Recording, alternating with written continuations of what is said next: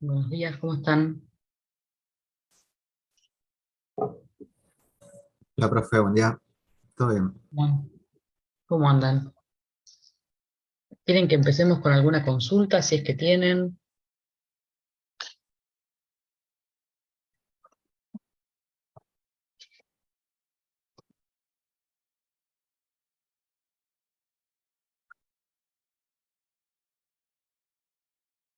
¿Alguna cosa de repaso, de consulta para el parcial?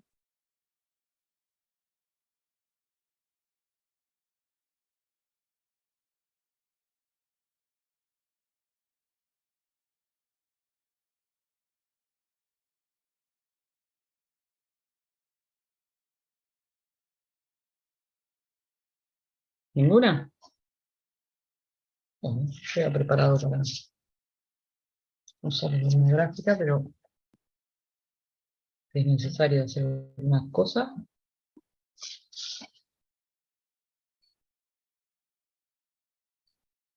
Entonces, ninguna consulta.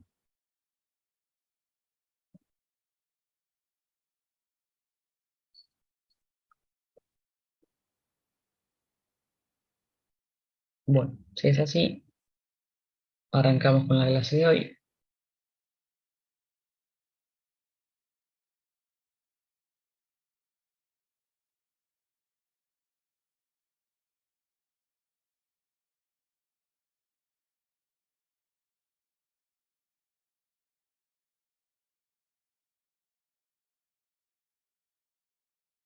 Este.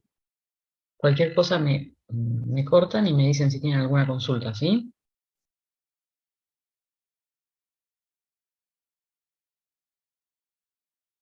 Bueno, entonces hoy vamos a ver lo que llamamos espectroscopía de fluorescencia molecular. Sí, aspectos generales y principios de funcionamiento, instrumentación y las aplicaciones. Los fenómenos luminiscentes, ¿sí? Para que las moléculas tengan luminiscencia, tienen que haber emisión de radiación por parte de una sustancia que se encuentra inicialmente en un estado excitado. Según la forma en la que es excitada esa sustancia, se generan los distintos tipos de luminiscencia, siendo la fotoluminiscencia aquella que ocurre cuando el proceso de excitación de, de las moléculas es a partir de radiación UV visible y se generan los fenómenos de fluorescencia y fosforescencia. Cuando el proceso de excitación de las moléculas es producto de una reacción química, la, el, el- el fenómeno se lo llama quimioluminiscencia.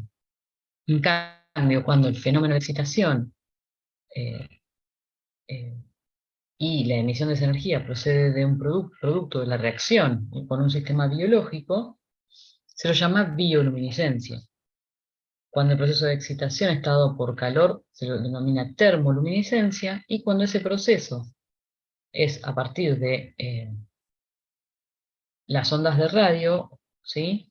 Las moléculas son excitadas por partículas de alta energía, se la llama radioluminiscencia. Aunque también se puede excitar a las moléculas por fricción, generando lo que llamamos triboluminiscencia. Entonces, dentro de la fotoluminiscencia que encontramos la fluorescencia y la fosforescencia, ¿sí? Y esos dos fenómenos van a dar dependiendo de la naturaleza del estado excitado.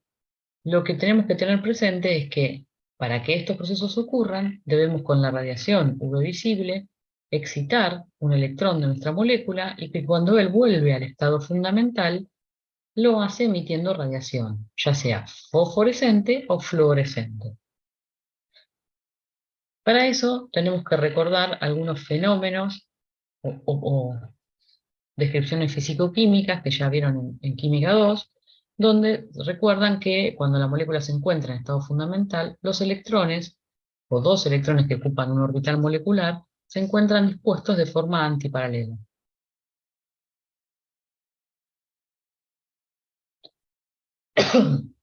Cuando uno excita a esos electrones, ellos pueden excitarse y disponerse, un electrón en estado fundamental y el otro en estado excitado, con los espines antiparalelos, concluyendo también en un estado singlete.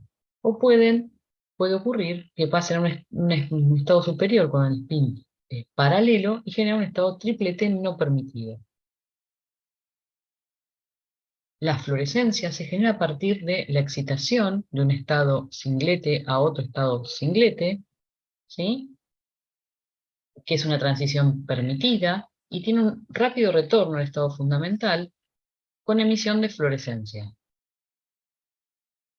En cambio, la fosforescencia está dada por la excitación desde un estado singlete a un estado triplete, que es una transición prohibida, requiere de un proceso muchísimo más lento y obtenemos la fosforescencia. Jablonski diseñó un diagrama de energía que permite explicar los procesos que ocurren dentro de la molécula desde que es excitada hasta que emite radiación. Entonces, cuando yo tengo electrones en la molécula, va a haber una parte en la que esa molécula va a absorber radiación, ¿sí? Que son estas líneas rosas, va a pasar de un estado fundamental singlete S0 a estados excitados singlete S2 o singlete S1.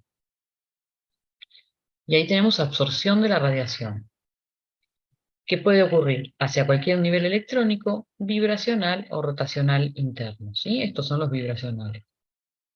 Cuando estos electrones son excitados, pueden regresar, en principio, emitiendo relajaciones vibracionales, ¿sí? Se relajan de un nivel vibracional a otro hasta el nivel electrónico. Y una vez en ese nivel electrónico excitado, puede ocurrir que haya lo que llamamos conversión interna, que pasen de un nivel excitado de singlete S2 de igual energía que algún nivel vibracional del nivel excitado S1. ¿Sí? Los electrones se pasan de este orbital electrónico excitado a este otro, y luego desde ahí pueden de nuevo tener relajaciones vibracionales hasta el estado electrónico excitado S1 y regresar al estado fundamental, y lo que normalmente ocurre con lo que llamamos conversión interna y externa, que son procesos no radiativos. O puede ocurrir, excepcionalmente, que regrese en estado fundamental emitiendo radiación de fluorescencia. Otro proceso que puede ocurrir, un poquito más complejo, es que desde el sistema excitado S1, en el nivel electrónico, ocurre lo que se llama un cruce de sistemas. El electrón invierte su spin y se deposita en un nivel electrónico en un estado triplete no permitido. Y luego de relajaciones vibracionales puede ocurrir una relajación al estado fundamental emitiendo fosforescencia. Sí, fíjense que el salto energético que tiene ese electrón que regresa emitiendo fosforescencia es muchísimo menor que el electrón que regresa emitiendo fluorescencia, y ambos son menores a la absorción, con lo cual la fluorescencia ocurre a una mayor longitud de onda que la longitud de onda de absorción, y la fosforescencia ocurre a mayor longitud de onda que la fluorescencia y que la absorción. Entonces, cuando una molécula es excitada a partir de entregar energía de radiación UV visible, es decir, entrega un fotón, la molécula pasa del estado fundamental al estado excitado, y para eso requiere una energía que sea idéntica al salto energético entre los estados, ¿sí? Esa energía, se acuerdan, se relaciona inversamente con la longitud de onda, y entonces va a haber más de una longitud de onda según los estados excitados en que yo puedo excitar esa molécula. Este proceso de absorción es un proceso que usa dura unos pocos segundos, ¿sí? Entre 10 a la menos 15 y 10 a la menos 14. Pero no puedo de ninguna manera excitar una molécula desde un estado singlete a un estado triplete. Esta transición es prohibida. Siempre la molécula la voy a excitar a un estado singlete, y luego, si es que ocupa este orbital triplete, lo va a hacer a partir de lo que llamamos cruce de sistemas. La relajación vibracional y la conversión externa e interna son procesos no radiativos, ¿sí? Donde hay pérdida de la energía absorbida a partir de choques entre especies, ¿sí? Que lo que hacen es transferir calor imperceptible, ¿sí? Esas relajaciones vibracionales son procesos rápidos, son estos que se ven acá como una S en los niveles vibracionales, tienen una durabilidad de 10 a la menos 13 segundos y están presentes siempre, ¿sí? Esos relajaciones vibracionales siempre ocurren tanto en los estados electrónicos excitados, hasta el estado electrónico fundamental del nivel excitado, o bien también pueden ocurrir, fíjense, en el estado fundamental, ¿sí?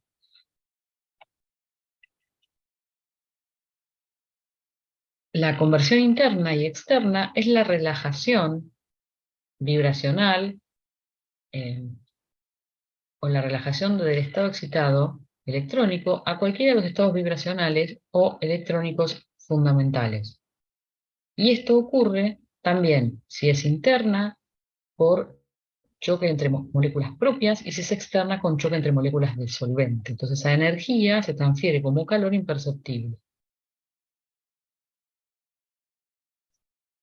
Entonces, cuando uno habla de los espectros, por ejemplo el espectro de excitación de la quinina, uno puede obtener este espectro inicial que vemos acá, ¿sí? Que es el espectro que obtendríamos en una espectroscopía molecular clásica, una espectrofotometría. En ese caso, nosotros tenemos los picos de absorbancia, ¿sí? Que son los picos de la energía que nos demuestran la energía necesaria para pasar al estado excitado, y se relajan por conversión interna, ¿sí? Entonces yo solamente vería este espectro de excitación. Cuando las moléculas son capaces de emitir, por ejemplo la quinina que es capaz de emitir fluorescencia, también uno va a encontrar un espectro de emisión, ¿sí? Porque la fluorescencia es coloreada, es una fluorescencia azul de la quinina, y entonces uno va a encontrar un espectro de emisión mucho más simple que el espectro de excitación, ¿sí? Con un único pico en longitudes de onda mayores a cualquiera de las longitudes de onda de excitación. Entonces yo necesito energía para pasar del estado fundamental al estado excitado, ¿sí? De mis moléculas. Esas moléculas pueden tener conversión interna y pasar a otros estados excitados, o puedo directamente incidir con esa energía, y entonces lo que voy a tener es este espectro, donde voy a tener los máximos de excitación, ¿sí? Y si mi molécula es capaz de emitir fluorescencia, voy a tener un espectro también de emisión. Esta fluorescencia que ocurren cuando se desexcitan los electrones del nivel vibracional de menor energía, singlete, ¿sí? Hacia el estado fundamental, ¿sí? Emitiendo un fotón. Y es un proceso inverso al de absorción. En general, el tiempo de vida en el estado excitado es un tiempo de vida corto, ¿sí? Y dura unos pocos segundos. Y eso depende mucho del épsilon. Y entonces, si yo tengo espines antiparalelos de electrones en un estado inicialmente singlete, pueden ser excitados a un estado singlete y volver al estado fundamental singlete emitiendo fosforescencia o de manera no radiactiva. Lo que no puedo hacer es excitar este singlete directamente en estado triplete, porque es cierto que si existe un cruce de sistemas y hay inversión de la configuración de electrón, los electrones pueden ocupar un estado excitado singlete a partir del cruce de sistemas y desexcitarse desde un estado triplete a un estado singlete, emitiendo radiación de fosforescencia. Entonces, si bien yo utilizo las longitudes de onda, las energías de excitación, igual que lo hice antes, puede haber una conversión interna, seguramente hay una conversión interna. Lo que puede ocurrir es que del estado vibracional de menor energía del estado excitado haya un cruce de sistema a un nivel de energía similar, con inversión de la configuración electrónica, y por lo tanto se genera un estado triplete. Desde allí puede haber excitaciones vibracionales no radiativas o emisión de fosforescencia. Entonces tengo si bien la excitación es singlete-singlete, la desexcitación es triplete-singlete.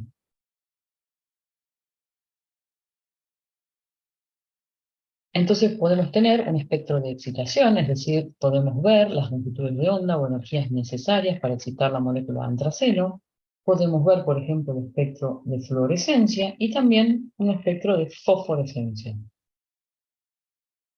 Para obtener estos espectros, el espectro de excitación se obtiene variando la intensidad de fluorescencia, o viendo cómo varía la intensidad de fluorescencia, cuando se excita a diferentes longitudes de onda y se mantiene la longitud de onda de emisión constante. Esta, según lo eficaz que sea esa longitud de onda de excitación, vamos a encontrar la mejor emisión de fluorescencia. Es decir, básicamente yo voy a barrer todas las longitudes de onda de excitación y cuando encuentre la mejor excitación voy a obtener seguramente el mejor valor de fluorescencia. Para saber dónde medir esa fluorescencia de modo eh, cuantitativo, de modo eficiente, digamos, para saber cómo pararme en este máximo, también debo construir este espectro de fluorescencia, y eso lo hago fijando la longitud de onda de excitación en la mejor de las que obtuve, es decir, en este máximo, fijo en ese máximo, que lo obtuve en mi paso anterior, y luego barro todas las longitudes de onda de emisión para ver cómo está ese espectro de emisión y lograr tener la mejor intensidad de emitida a partir de obtener la mejor intensidad de la excitación. Si bien las moléculas o la fluorescencia parece bastante sencilla, ustedes saben que la mayoría de las moléculas no fluorecen. Y eso se debe a que hay una serie de factores que afectan la fluorescencia. Sí, vamos a definir que cuando hablemos de nuestra molécula, el rendimiento cuántico, y vamos a pensar mucho en la estructura molecular, pero también esta fluorescencia se ve afectado por el entorno químico de nuestras moléculas, como son el disolvente, la temperatura, el pH y la presencia de oxígeno. El rendimiento cuántico nos da una idea de cuántos fotones emitidos lo hicieron de forma fluorescente respecto a la cantidad de fotones absorbidos para excitar nuestros electrones de la molécula. ¿Por qué digo esto? Uno entrega energía, excita estos electrones y una parte va a regresar emitiendo fluorescencia. Una parte va a ser una conversión interna, otra parte se va a excitar por conversión externa y pueden ser todos procesos no radiativos. O sea que de los que yo excité, muchos de estos electrones van a volver al estado fundamental de forma no radiativa. ¿Sí? Mientras que yo lo que quiero saber es cuántos regresaron emitiendo fluorescencia del total que fueron excitados. Y eso es lo que definimos como rendimiento cuántico, que tiene valores entre 0 y 1.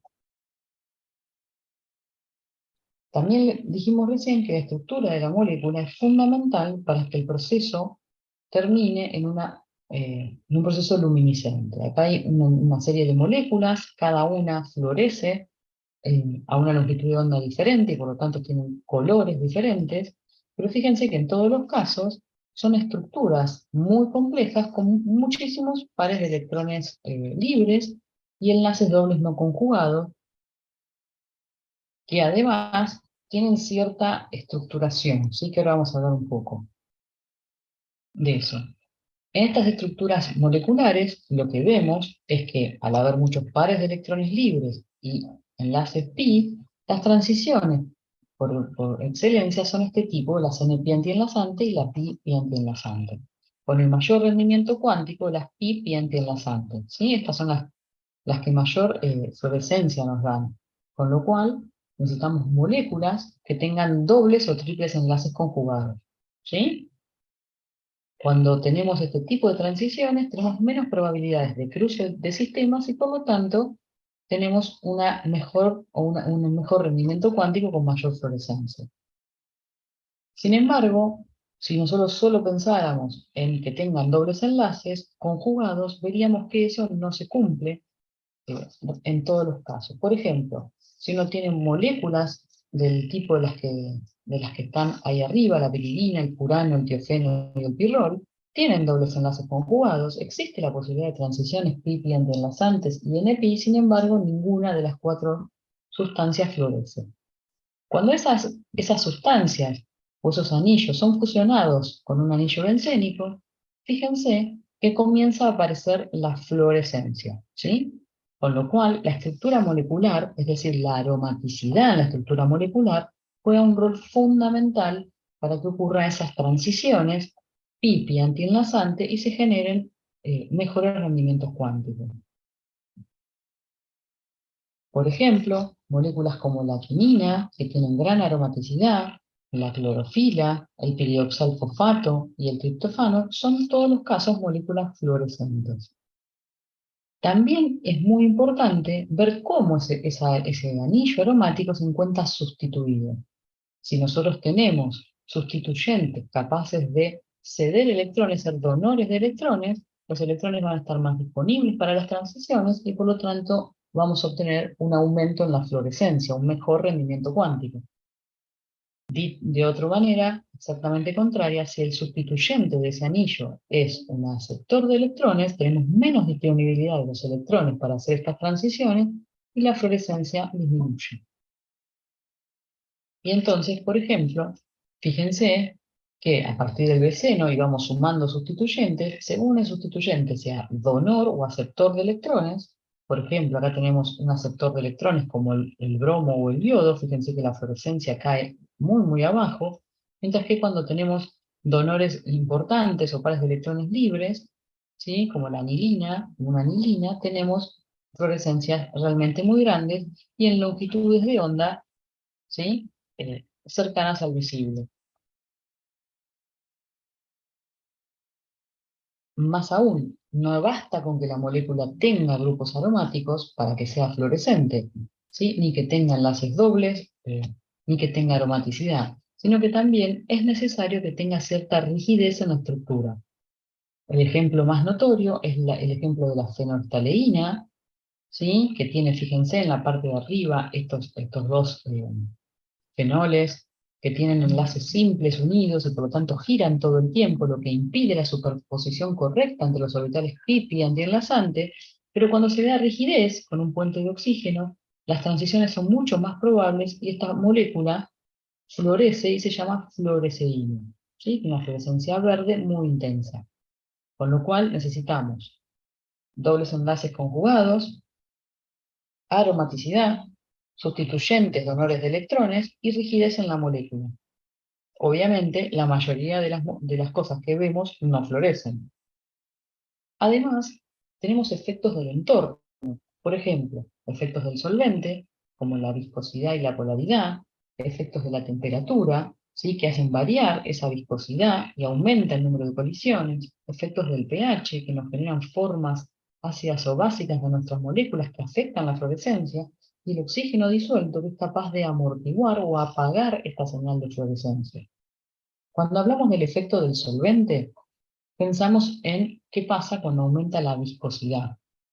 Sí, al aumentar la viscosidad, hay menos probabilidad de choque entre moléculas del mismo analito y del solvente, y por lo tanto hay menos relajación por conversión interna y externa, y hay mayor probabilidad de fluorescencia. Sí, al no perderse la radiación de forma no radiativa, puede haber un aumento en el rendimiento cuántico. Si el solvente tiene polaridad, digamos, es más polar, las transiciones pi-pi antienlazantes se acuerdan que se desplazan hacia el rojo, mientras que las NP se desplazan hacia el azul, con lo cual vamos a tener desplazamientos según tengamos diferentes polaridades del solvente. Si en presencia también tenemos átomos pesados, esos átomos pesados eh, eh, son generadores de cruces de sistemas, de estados tripletes, ¿sí? Pueden ser solutos de átomos pesados o solventes con átomos pesados, favorecen el cruce de sistema y por lo tanto disminuye la fluorescencia.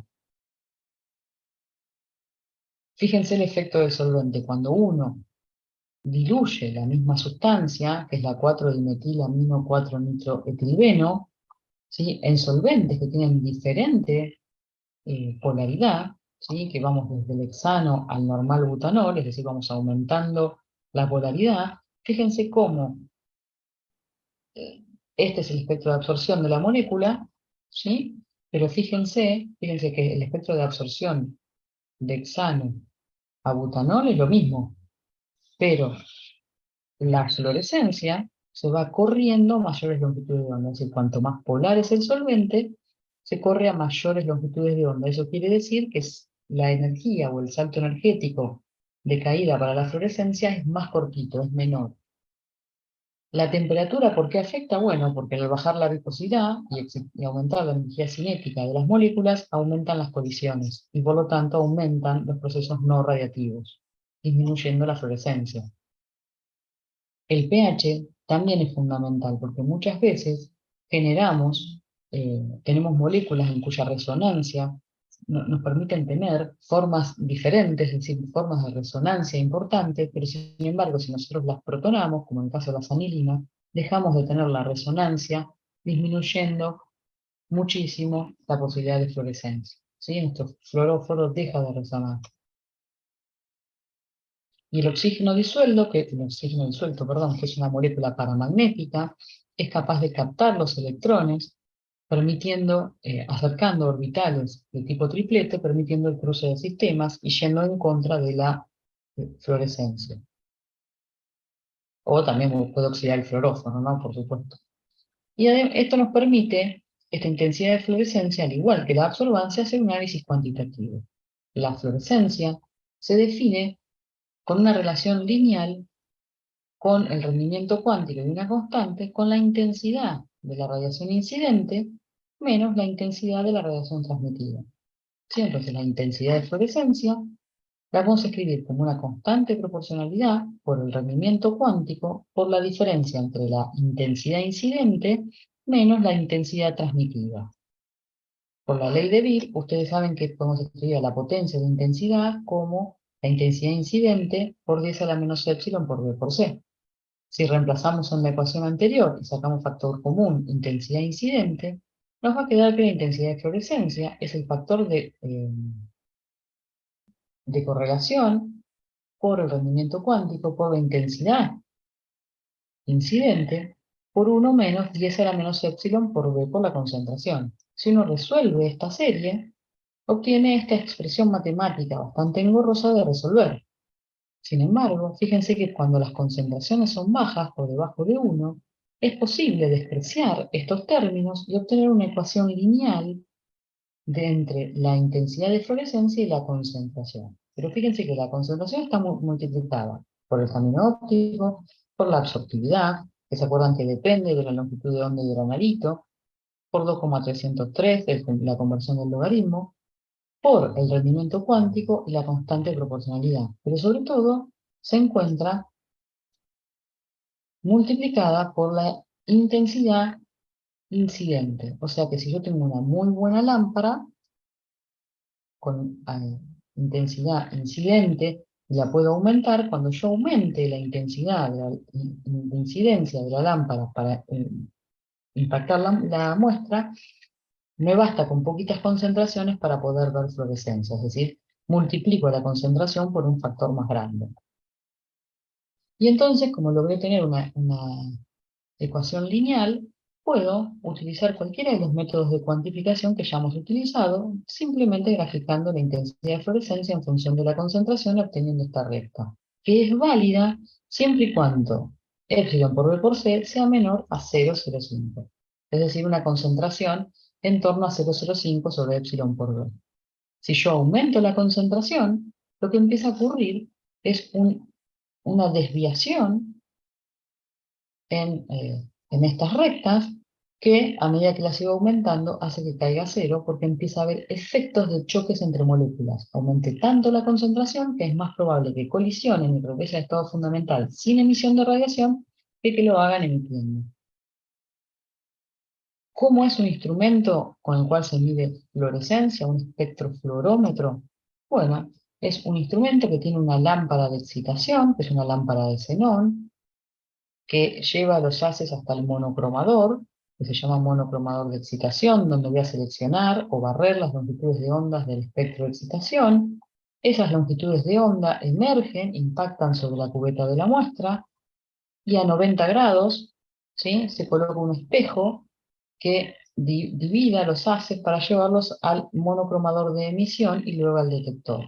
Siempre la fluorescencia se detecta a 90 grados de la incidencia para evitar los procesos dispersivos y de absorción de la radiación. Si yo midiera acá derecho, es como tener un espectrofotómetro. Lo que hago es evito medir la absorción y medir además la dispersión. Entonces, con el espectro, con el monocromador de excitación puedo fijar la longitud de onda de excitación o barrer el espectro, y con el de emisión fijar la longitud de onda a la cual voy a ir a medir esa emisión de fluorescencia, o también hacer el espectro. El detector es un fotomultiplicador sencillo como el que ya conocemos. La lámpara de xenón es una lámpara que tiene dos electrodos que están inmersos en una cabina de cuarzo, y se genera una descarga eléctrica, y entonces se excita el xenón, y cuando se desexcita emite radiación. El monocromador que se usa es simplemente la red de difracción que ya conocen. El portacubetas es un portacubetas sencillo. La diferencia que tiene es que, como medimos a 90 grados, las cuatro caras de la cubeta son translúcidas, transparentes, ¿sí? Ninguna es opaca, entonces las cubetas hay que manejarlas de la parte superior. Y luego el fotomultiplicador es el mismo fotomultiplicador que vimos en la espectroscopía molecular o visible. ¿Por qué nos interesa estudiar la fluorescencia? Bueno, nos permite hacer análisis cualitativos y estructurales de las moléculas, también el análisis cuantitativo. Muchas veces se las usa como técnicas auxiliares, sobre todo en las separaciones. Eh, Podemos hacer fluorescencias directas, con analitos que directamente fluorecen, o indirectas, con analitos que no lo hacen, pero sí el reactivo del producto. Son técnicas muy interesantes para ver los espectros de algunos hidrocarburos aromáticos y compuestos heterociclos, y nos permiten identificarlos. Y también lo podemos hacer de iones inorgánicos como tierras raras, o la fluorescencia nativa del uranio también, ¿sí? Algunos eh, quelatos también florecen, aunque algunos otros no los hacen. Se utiliza mucho para análisis de trazas, dado que se necesita poquita concentración para tener una buena señal de fluorescencia, y además puedo multiplicarla por un buen factor de intensidad incidente de la lámpara, y entonces nos permiten tener límites de detección del orden de las partes por millón, y eso nos hace de esta técnica una técnica muy amigable en el área biológica para obtener o determinar compuestos que tienen fluorescencia directa, como algunas hormonas, ¿sí? O algunos que tengan fluorescencias indirectas por reacción química sencilla con el metilcarbamato.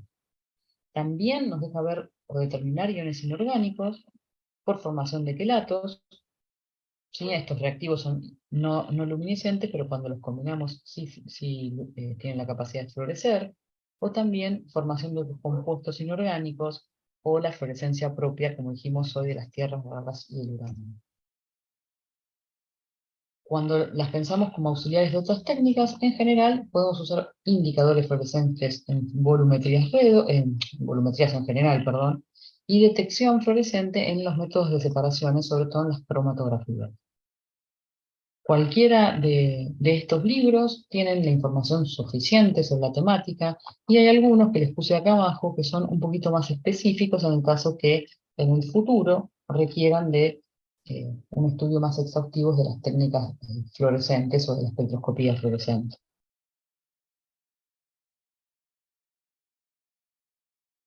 No sé si tienen alguna duda.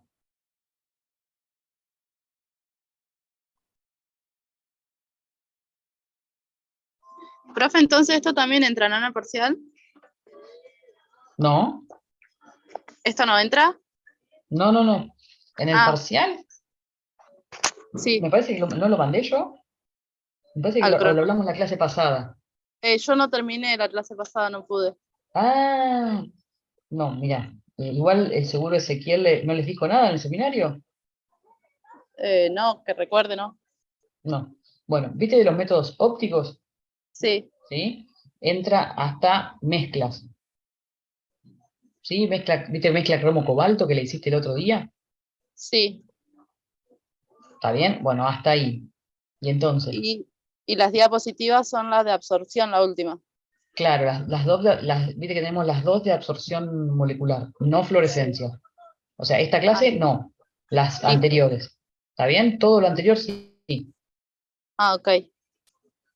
Bien. Listo, gracias. No, por nada.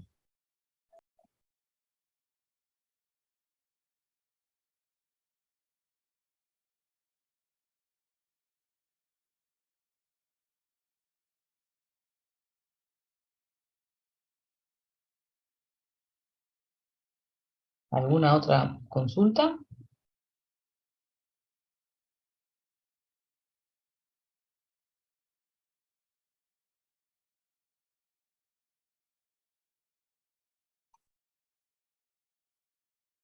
Escúchenme, en el parcial, vieron que en la última parte eh, nosotros vimos en profundidad las lámparas, ¿se acuerdan? La espectroscopía, absorción molecular, y nos falta ver aún los monocromadores, ¿sí? Que yo no los di hoy porque no quiero que los estudien, porque si los daba se van a confundir hasta dónde.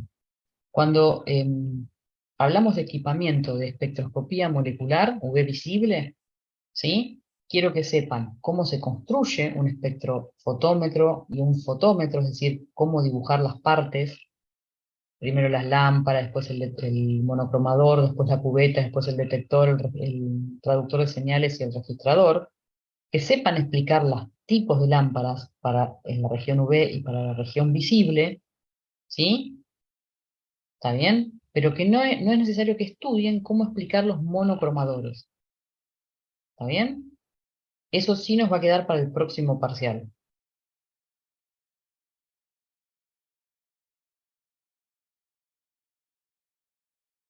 No, o sea, existen, pero no el funcionamiento del monocromador.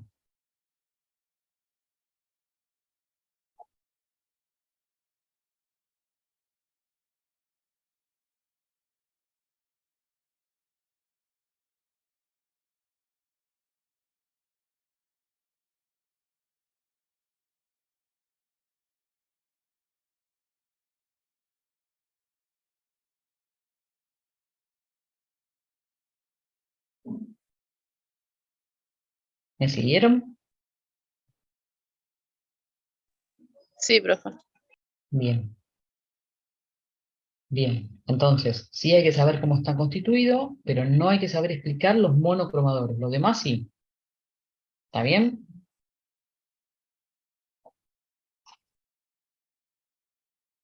Bien, y después entra hasta resolución de mezclas cromo-cobalto. Todo lo que es PK del indicador y constante de formación queda para el próximo. ¿Sí? Bueno, si no hay dudas, nos veremos el próximo viernes o el miércoles ya con el examen. Cualquier cosa que